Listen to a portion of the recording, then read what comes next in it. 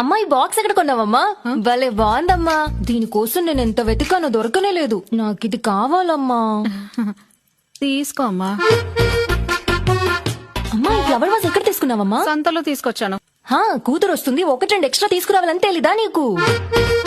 నాన్న మీ అల్లుడు గారు ఎప్పుడు మీ గురించి అడుగుతూనే ఉంటారు నాన్న. ఎందుకమ్మా? వరకట్న మొత్తం ఇచ్చేసాం కదా. పో నాన్న, ఎప్పుడు చూడు ఇంత పెద్దిల్లు ఎందుకు నాన్న మీకు? నా పేరు మీద రాసేయచ్చు కదా. నీ పేరు మీద రాసి మేమెక్కడికి పోవాలమ్మా? అయ్యో ఏంటి నాన్న అలా మాట్లాడుతున్నావు? నేను నీ కూతుర్ని. మీరు సంవత్సరానికి ఒకసారి మా ఇంటికి వస్తే 4 రోజులు మీకు అన్నం పెట్టలేనా నాన్న మీకు?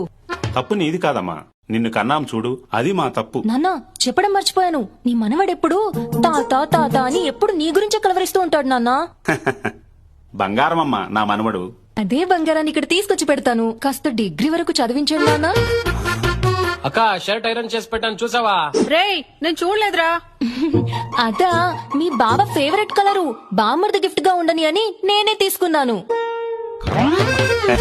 అమ్మా అమ్మా అమ్మా అమ్మా నాన్న మీ ఇద్దరిని వదిలి వెళ్ళడానికి నాకు మనసు రావడం లేదు. వచ్చే వారం తొందరగా వచ్చేస్తాను. కొత్త చెప్పులు ఎప్పుడు కొన్నావమ్మా? ఇవి నాకు కావే, పక్కింటి ఆవిడవి. అవునా సరే అమ్మా. నాన్న ఆటో ఛార్జీలకు ఒక 1000 రూపాయలు ఫోన్ పే చేయి నాన్న. అది కూడా చేయమంటావా?